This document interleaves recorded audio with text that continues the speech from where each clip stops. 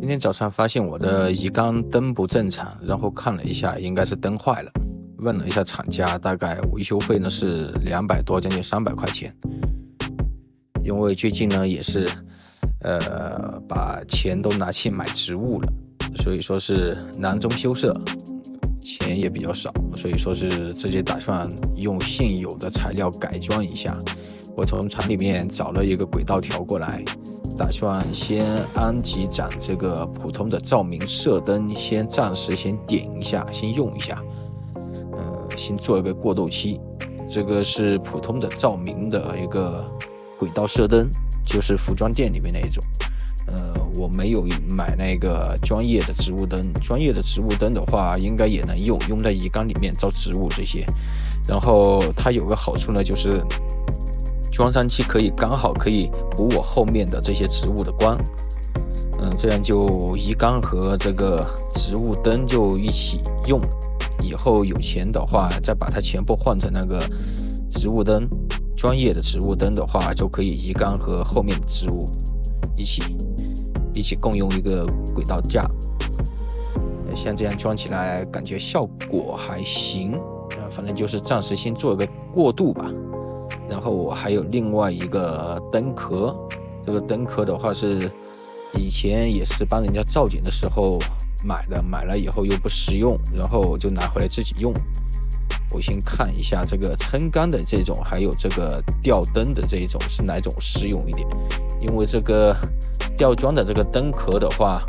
它好像是尺寸有点短，它需要把这个灯吊得高，我就怕这个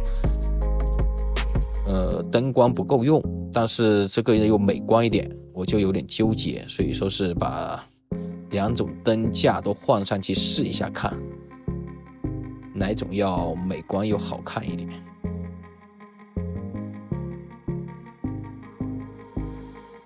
一般像这种射灯的话，植物灯的话，我看了一下厂家的介绍的话，好像是60公分以内的属于植物生长，超过60公分的就属于植物补光了。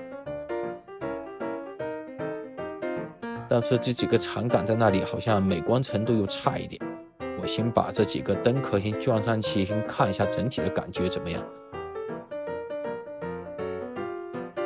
最近也是掉到那个植物坑里面，所以说是陆陆续续都买了好多花烛啊，还有什么白龟啊、曼丽蓉啊这些品种一样买了一些，所以说就搞得我经济比较紧张一点。然后这2年的生意又不好做，赚钱又难赚，所以暂时先用几个这种替代方案来暂时用一下。这几个灯壳装上去是比较美观，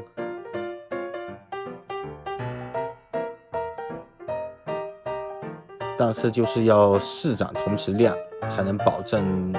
勉强能支撑这个鱼缸的亮度。但是像这个灯壳的话，它又不可以调转方向，那我的植物补光的话我的植物补光这个想法就不能成立，所以还是把它换成这个撑杆式的这种。因为这个撑杆式的它可以调节360度的调节，可以调整方向，光照的方向。所以说丑就丑一点吧，暂时先用这个撑杆式的这种先用一段时间。等到过段时间哪里接到生意啊，或者是我做的那些手工能卖点钱的话，又换几个好一点的植物灯，专业一点的植物灯过来用。那这样顶3盏就行，光是照鱼缸的话3盏就够了，也还行，勉强先用一下。这段时间关了一段时间的灯光，这些植物都状态不太好。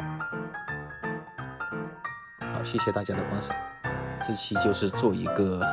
生活的一个小记录。